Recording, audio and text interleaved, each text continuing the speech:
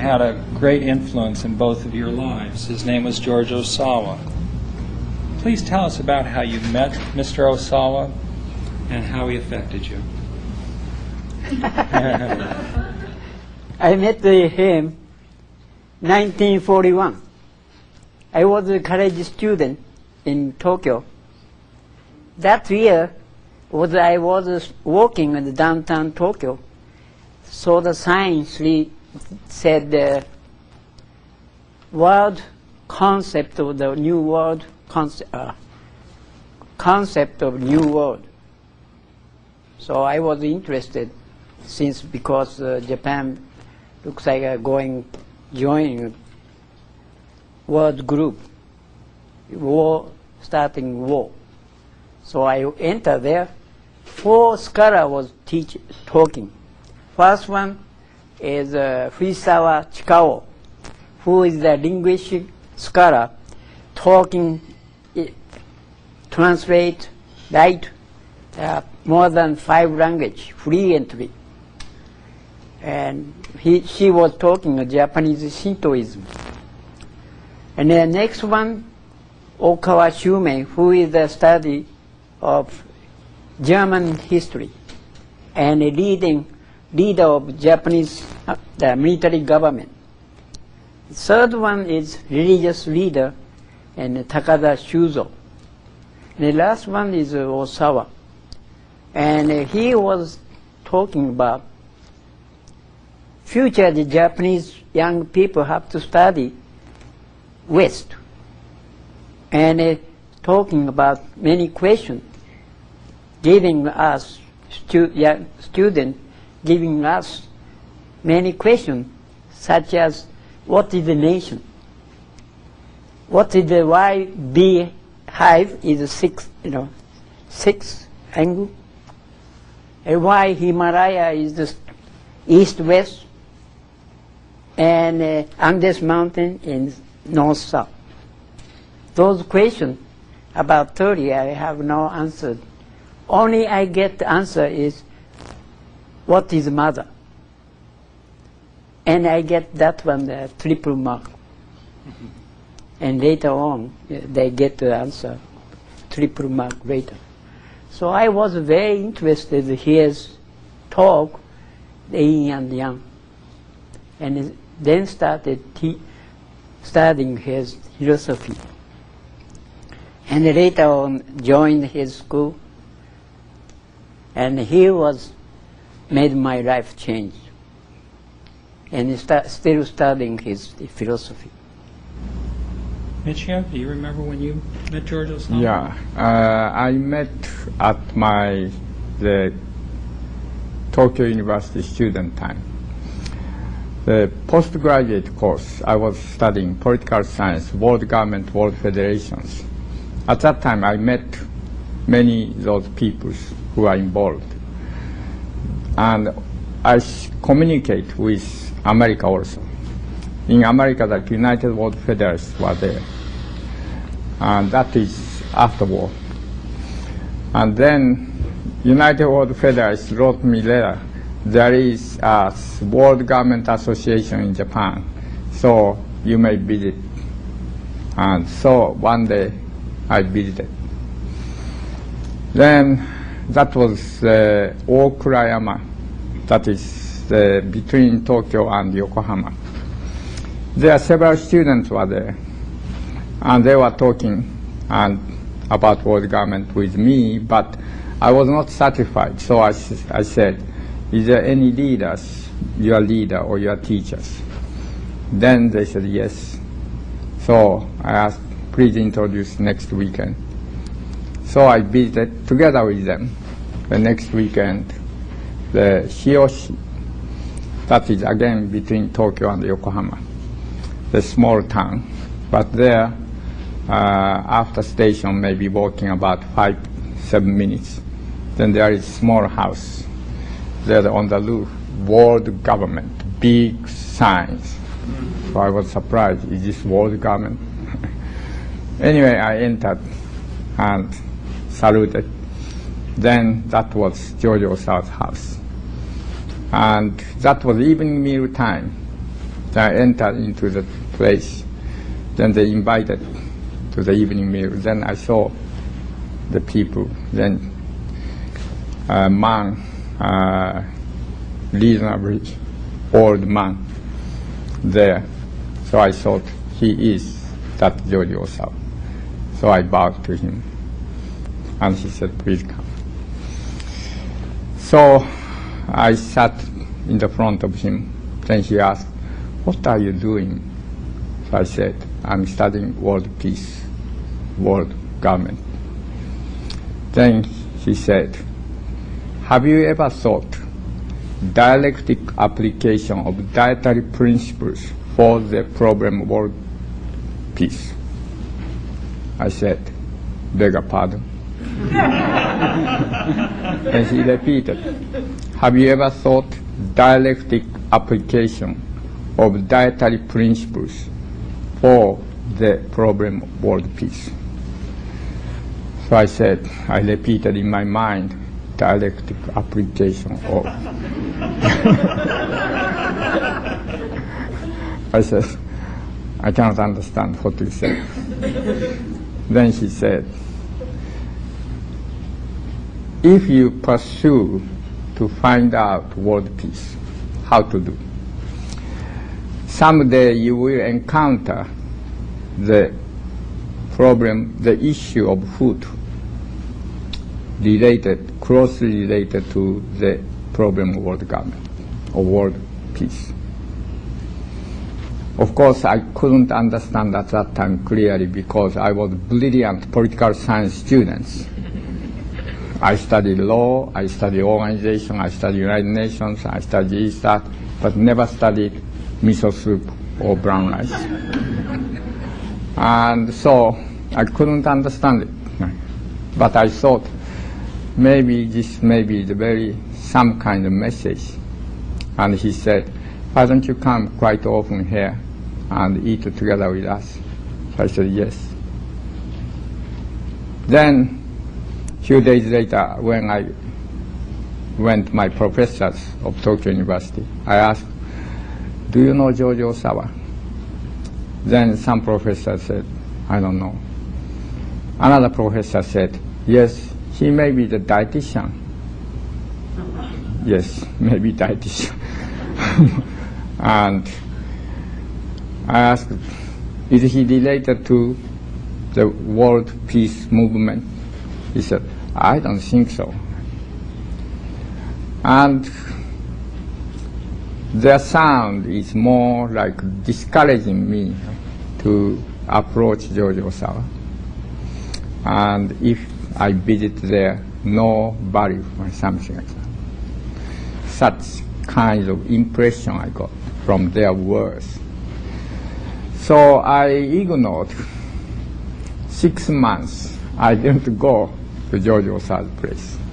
Then I received a telegram one day. And then telegram said, please come today. We have this evening world government discussions in my place.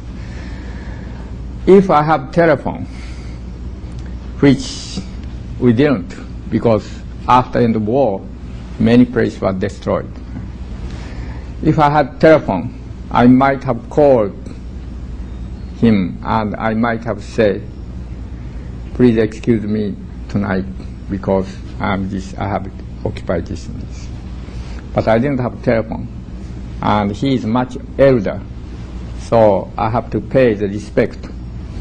So anyway, I took train and went.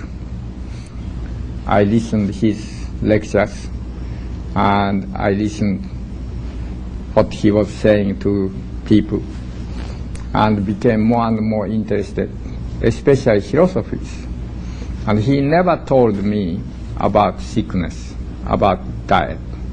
He always talking to me about philosophies, universe, or cosmologies, or whatever. One day he invited me, let's go together with walking. So I took a walk with him. And while we are walking, he asked me, Michio, please divide anything into two. So I said, yes. And I tried to divide into two. I couldn't. And then he looked at my face and, Michio, you don't know? Something like this, up and down, or above or below, left and right. Divide anything into two. So I said, oh, that's easy things. And I tried to divide. I couldn't. Then he looked at my face with serious face, and he nodded. Michio, you have studied too much. And I was shocked. I couldn't do such simple things. I couldn't do. Instead, full of so-called conceptual words, conceptual knowledge, conceptual words, but couldn't do very simple things. And I started to think, what is academic studies?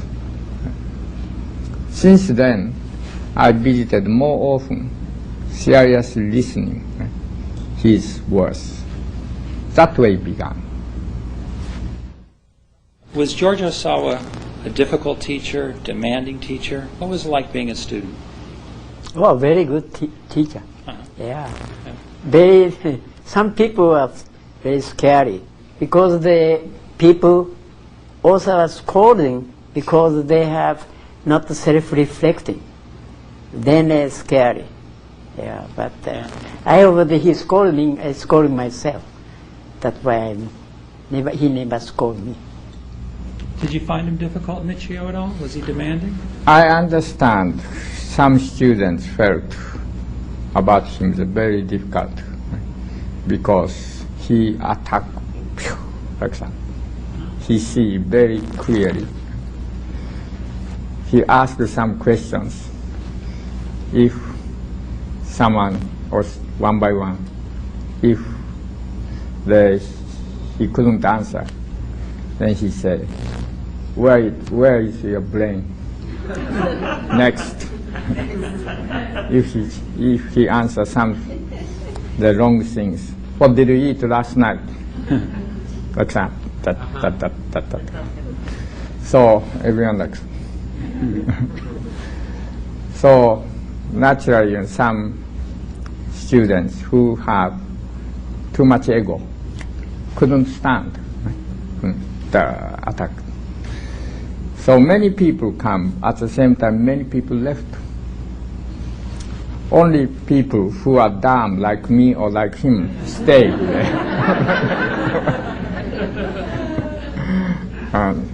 Anyway, at that time, world government movement, in entire modern world societies, they wanted to have, also from Japan, World Government Association, some representatives, so forth. So the George Osawa and other group also, they tried to send the representatives.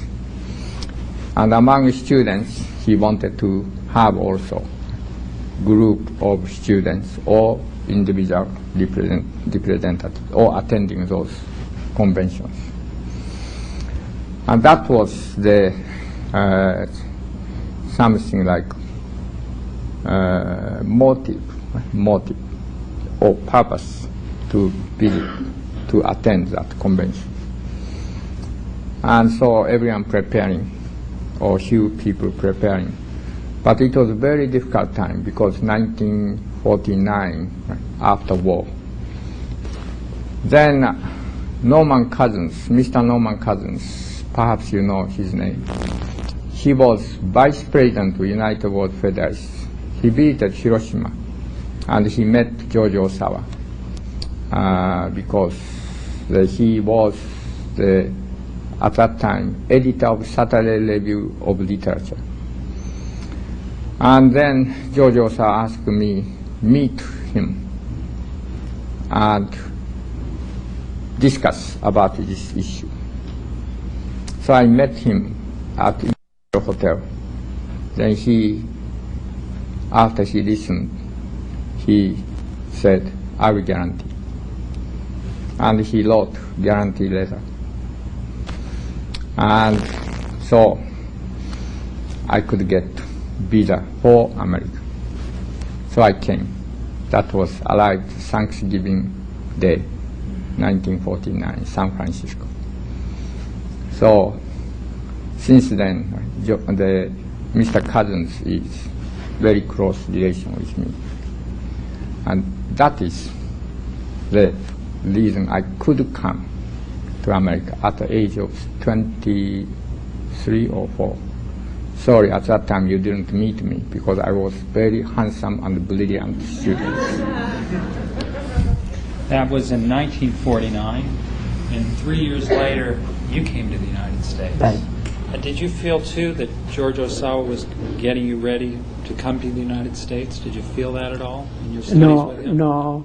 He doesn't help me as anything. Mm-hmm. I did myself. Mm-hmm. I was graduate school, the engineering school, and very famous. So I was studying in the laboratory in the school, and that time we studied macrobiotic. So in experimenting the making aluminum crystallization, put in the sugar, put in the salt, put in the calcium, put in the kalium, etc., potassium, etc., all people can imagine everything I put in. So teacher amazed how you can do this one. Yeah, anything that is available, yin and yang. So try yin, then yang. Yang doesn't work, then yin. All experimentation. And I was doing, and then stay in the laboratory of school, Waseda University laboratory studying, and eating brown rice and grass. Grass growing outside the school. Never buy the vegetables in the market. Then I was infected, I think, with the virus. And they have a trouble in the stomach. And they start wait. And that all started 1941. When the graduation time, I was so weak.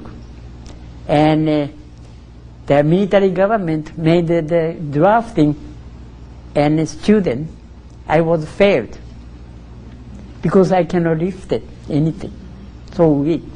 So I never went to war.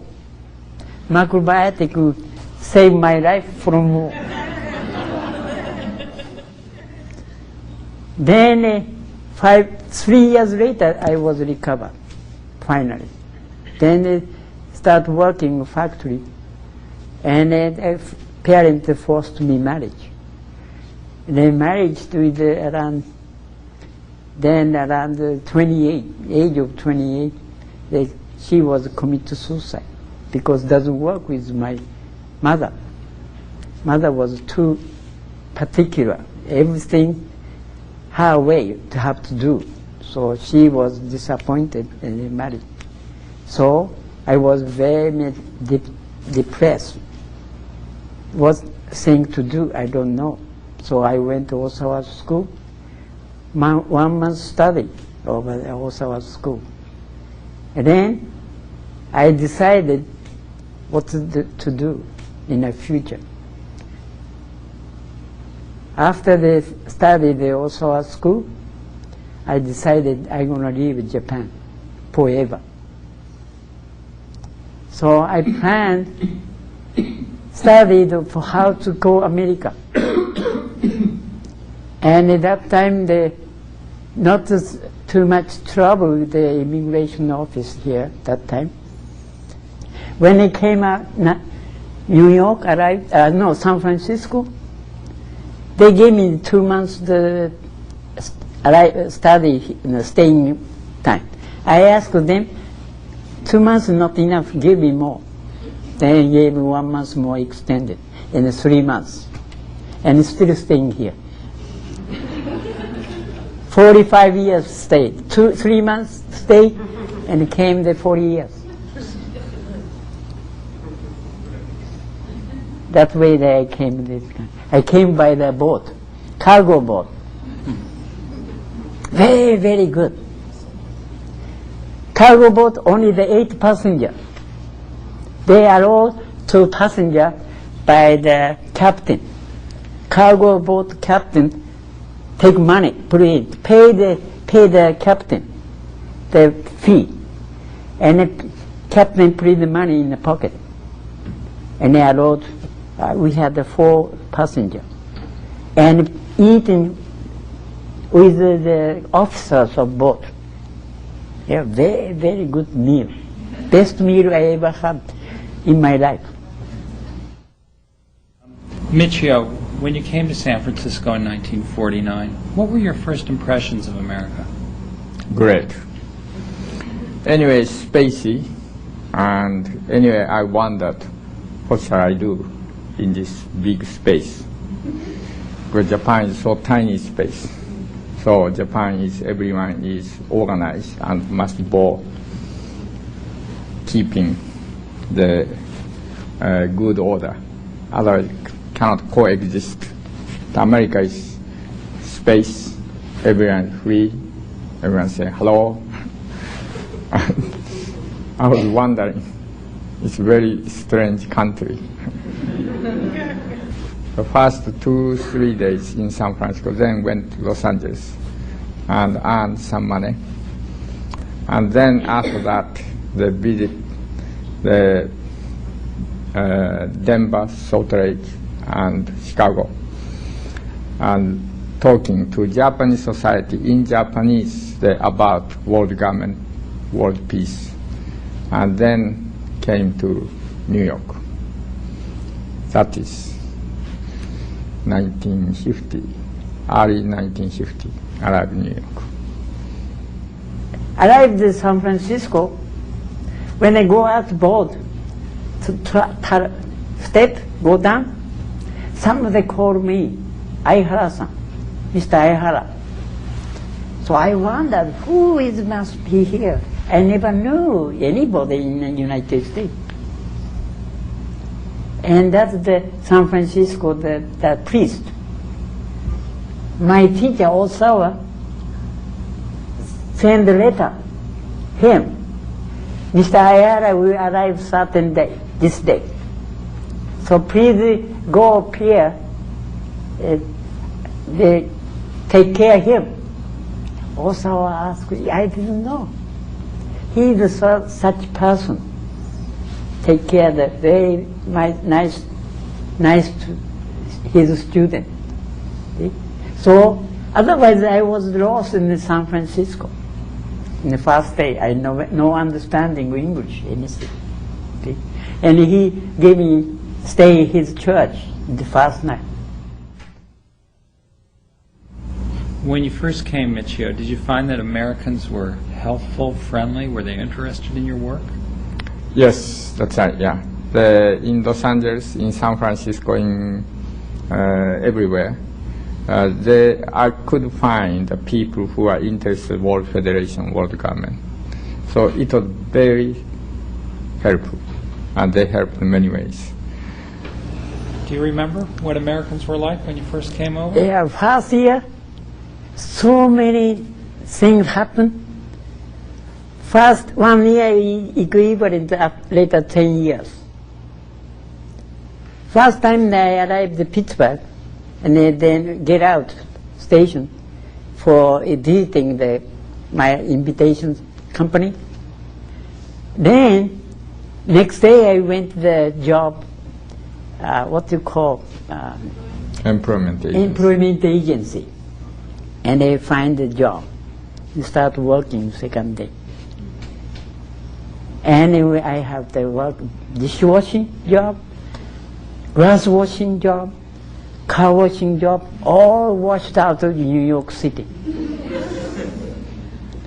I like cleaner. Herman, when you first came over with the training, the study you had back in Japan, Yeah. did you have a sense at that point, did you start seeing that America was on its way to the current health crisis it's in now? Did you have that sense when you first came over? Well, at that time, I don't have enough, such. That time, America pretty much more primitive. Yeah. Yeah. How about you, Michio? Did you Yeah. have any sense of what was to come when you first came over? Yes, that I sensed because weight is heavy. Now is much more heavier than that time, but still they were heavy. And I was wondering, this is not good. American continent may sink.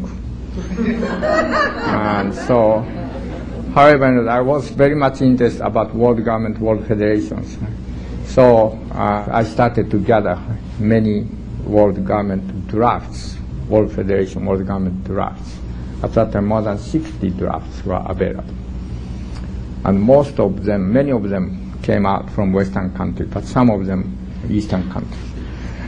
At that time already I was studying in Columbia University at the postgraduate, but I should earn that also living, like him, like wash dishing or hotel bellboy, etc. I was doing.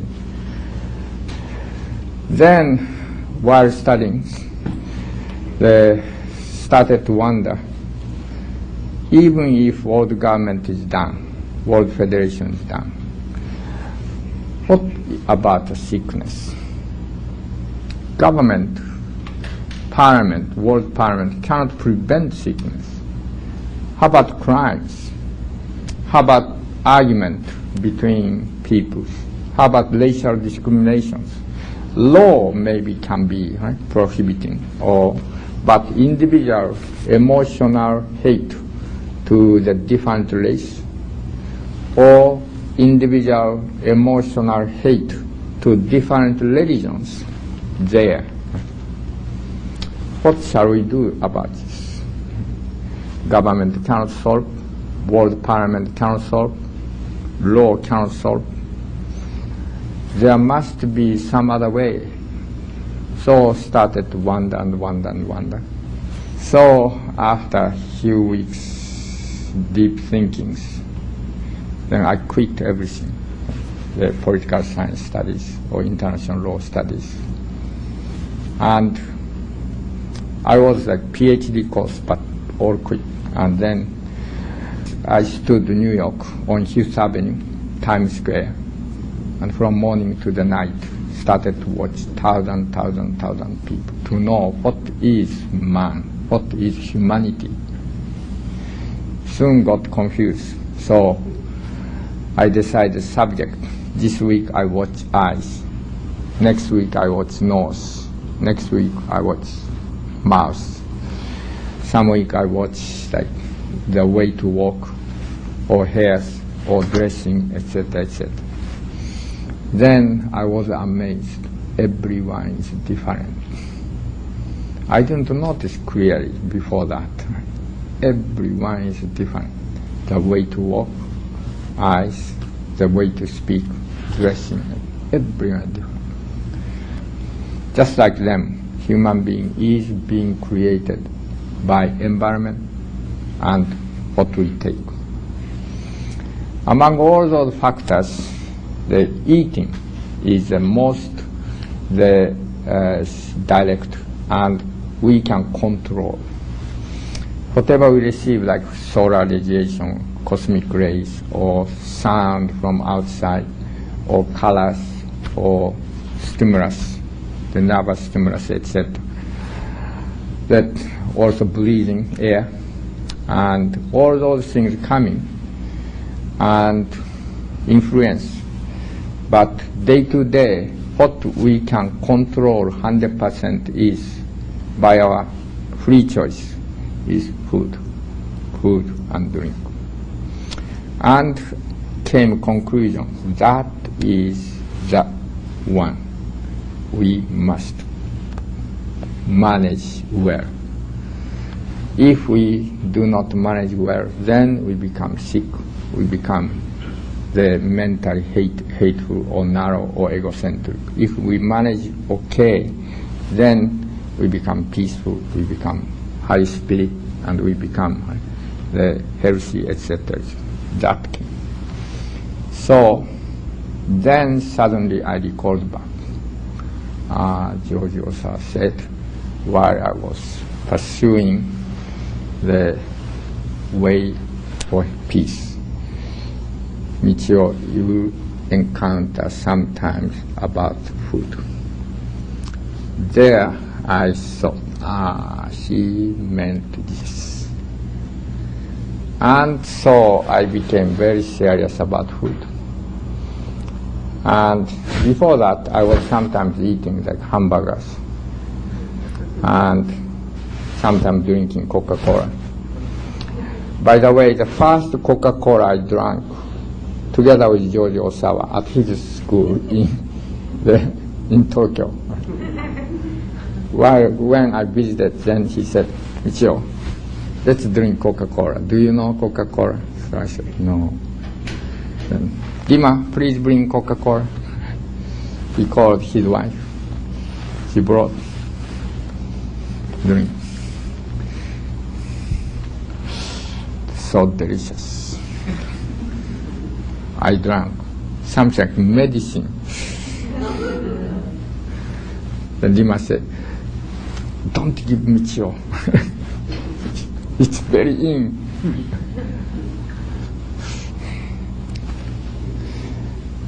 Hamburger, I ate first time hamburger at the Imperial Hotel with Norman Cousins. When I visited Norman Cousins asked, this lunchtime, are you hungry? So I said, and he said, I'm getting the lunch. I said, yes, thank you. Then he called the hamburger. It's so delicious hamburger. I was surprised. American eating such kind of delicious food.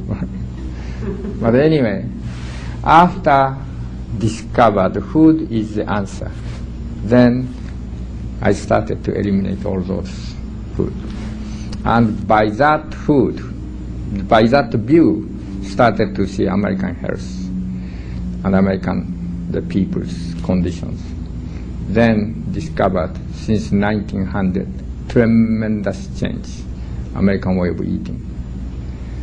More meat, more milk, more dairy food, more sugar, so forth. Together with that, declining of the American health going on, American social condition going on, chaos going on. Then I could see very clearly food is the answer, and America is in the future end if continue this way. I have, when Osawa came, 1959, end of 59, we are all business. Michio is Takashimaya.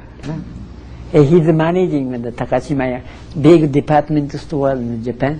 And he bring in the New York City. And now I think no more, I think.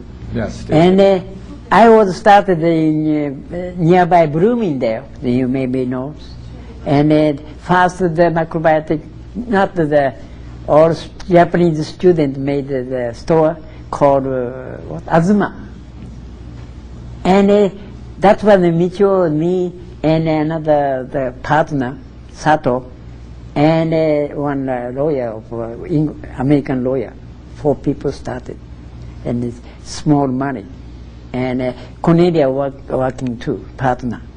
And 4 of us, the working store, and we have student visa, and working in the retail store, and it was very, very successful. So Michio made his print money, and his friend made another store in Greenwich Village. You know Greenwich Village? There, that's called Ginza. Still there, I think. Then Osawa came. All we are busy in the business, and nobody started teaching macrobiotic. And then Osawa came in, so we arranged the first macrobiotic lecture, series of lecture in a Buddhist temple in Riverside Drive. And first 30 people came in, American, all intellectual. And that's when because people heard Osawa's name from France, because he started lecturing in France many years. So mostly came who knows French. So very intellectual people downtown to New York. And that happened 10 days of the January of 1960. And about 30 people very much happy, started asking him more studies. So February, another 10 days. And March, another 10 days. Then when finished, one of the students, Kronemeyer, I think the psychologist, asked Osawa, do you come to summer camp? And summer camp. He makes summer camp. Osawa said, if you send me money, I come. So he was organized summer camp, 2 months summer camp, first summer camp in Long Island, 2 months. And he came from France, fly over, and lectured. And in 2 months he lectured all weekend. That's the first summer camp. And in 1960, after his lecture, first time I was learned macrobiotic, many thoroughly. So I have the mimeograph and printed by the machine borrowed in the Buddhist temple, underground at the machine, offset machine. So his lecture, I was published. That's the first macrobiotic newsletter. That's the day I started, macrobiotic activity. And he was very busy that time, working in Takashimaya department stores. Then later on, he moved to Boston, and he started the lecture. Boston is educational center,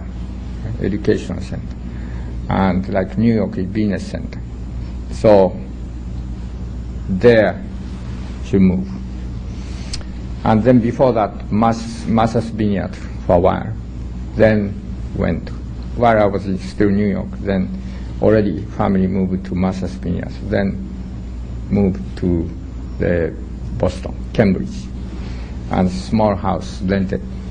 And there we expected to have Harvard University, MIT students come, but they didn't come. They were so busy about examination, about academic studies. Instead, people came from Haight-Ashbury, San Francisco, drug-taking people. And there began living together with them. The small education began. Then more and more increased, and more the people coming. Then not only San Francisco area, then from Los Angeles area, then from the other area, from New York and from Philadelphia area, more and more, and Minnesota area, so more and more. So we needed to support them, more renting house, and also to make something for them. And so food operation, the 11 began. And also the newspaper making, East West Journal, and all the magazine, and also restaurant, like original restaurants called Sanae, and then Seventh Inn and so forth, and all those restaurants. And so more and more increasing. So eventually 12, 13 study houses. Around that time, that the policeman quite often watching my home, and neighbors watching my home because they thought I am a drug boss. And I was on the blacklist really. And when I lectured on the needles, with needles like acupuncture, then I didn't practice the acupuncture, but then I was accused the illegal practice of medicine by Cambridge police. And around that time, no one did know that about acupuncture. And I started to lecture then. And then they checked, of course, my background, etc., etc. Seems nice boy, they found. So they wanted to drop the case, but to save their face, they said, please move out from Cambridge. Then we dropped the case. And again searched around place. Then this time became a little wider. So in Brooklyn, that is a residential section of Boston, lived there. And then stores, small store set up in Boston downtown. And they are carrying brown rice, this and that, etc., soy sauces. There, 11 officially began. 11. And so those many students started to work, one by one started to work. And then 11 became bigger, and restaurant also became bigger, etc., etc. All that began. While we were in New York, we were very close in New York. For example, when Herman and Cornelia married, their wedding ring is my wedding ring and Aveni's wedding ring. So they were just like my brothers, our brothers and sisters. But then when time, so-called, you remember Cuba crisis? Yes. Cuba crisis. At that time, George was in New York. And he came, I think, from France. And he lectured, everyone should evacuate from New York because any moment nuclear war may be. 1961.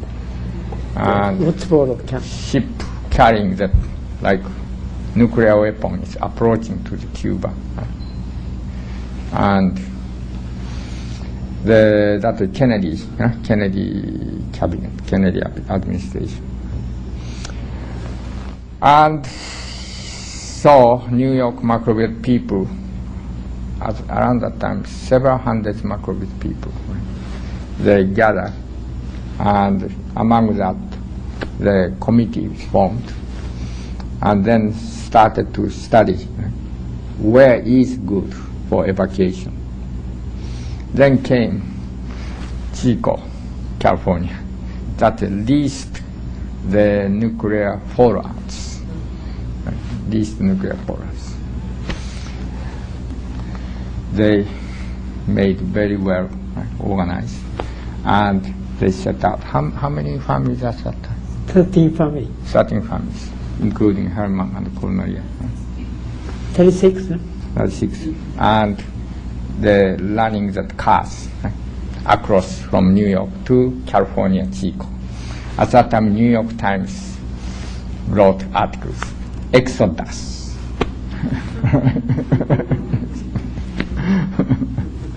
That way, the Herman, Cornelia, and those friends went to Chico, California. And many also stayed in New York. And that way began the two ways, east and west. Now, your students start to change after a while, the types of people that start coming to see you, right? Maybe. Maybe? Yeah. Yeah. You start seeing a different type of person coming to learn from you and Well, study with you. I see. First time student, they're all hippie. Macrobiotic, all students are hippie. I was started first lecture in San Francisco is the Ashbury area. Here Ashbury area, all living the hippie. And they have eating become very high, they said. And you don't need to take drug if you're eating brown rice. That's what they started. And they sleeping in outside the house, panhandle, the small park,